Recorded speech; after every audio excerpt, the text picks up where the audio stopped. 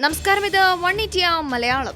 താൻ തിരിച്ചു വരിക തന്നെ ചെയ്യുമെന്ന കൊച്ചിയിൽ ആക്രമണത്തിനിരയായ നടി. ഇൻസ്റ്റഗ്രാം വഴിയായിരുന്നു നടിയുടെ പ്രതികരണം.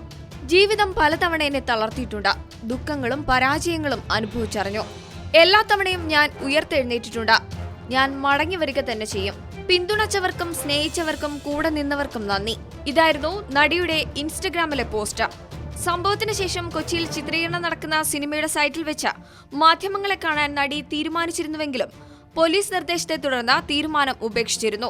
സംഭവത്തിന് ശേഷം ഇതാദ്യമായാണ് നടിയുടെ പ്രതികരണം പുറത്തുവരുന്നത്. ഫെബ്രുവരി 17 രാത്രി കൊച്ചിയിലെ സുഹൃത്തിന്റെ വീട്ടിലേക്ക് വരുമ്പോഴായിരുന്നു നടിക്ക് നേരെ ആക്രമണമുണ്ടായത്. അതേസമയം നടിയെ ആക്രമിച്ച കേസിൽ പ്രതികൾ ഒളിവിൽ കഴിഞ്ഞിരുന്ന സ്ഥലങ്ങളിലെ മുഴുവൻ CCTV ദൃശ്യങ്ങളും പോലീസ് ശേഖരിച്ചു തുടങ്ങി. ഗൂഢാലോചന സംബന്ധിച്ച വിശദമായ അന്വേഷണത്തിനു വേണ്ടിയാണിത്. നടിയെ ആക്രമിച്ച ശേഷം പ്രതികളായ മണികണ്ഠനും വിജീഷും പൾസർ സുനിയും അമ്പലപ്പുഴയിലെ സുഹൃത്തിന്റെ വീട്ടിലേക്കായിരുന്നു ആദ്യം എത്തിയത്. എന്നാൽ വീട്ടുകാർ തിരിച്ചറിഞ്ഞതോടെ ഇവിടെ നിന്നും കായംകുളത്തേക്ക് പോയി. ഇവിടെ മാല പണയം വെച്ച ശേഷം 18 രാത്രി അങ്കമാലി കറുകുറ്റിയിലെത്തി അഭിഭാഷകനെ കണ്ടു. 12,000 രൂപ നൽകി. തുടർന്ന് കേസിന്റെ വക്കാലത്ത് ഏൽപ്പിച്ച ശേഷം കോയമ്പത്തൂർ പീളമേട്ടിലേക്ക് കടന്നു. ഇവിടെ വെച്ച് മണികണ്ഠൻ വഴിപിരിഞ്ഞു. തുടർന്ന് ചാർലിയുടെ ബൈക്കുമെടുത്ത പാലക്കാട് നെന്മാറ വഴി തൃശൂരിലെത്തി. ഇവിടെ നിന്ന് ഗുരുവായൂരിലും പിന്നെ എറണാകുളത്തുമെത്തിയ പ്രതികൾ വാഗമണ്ണിൽ തങ്ങി.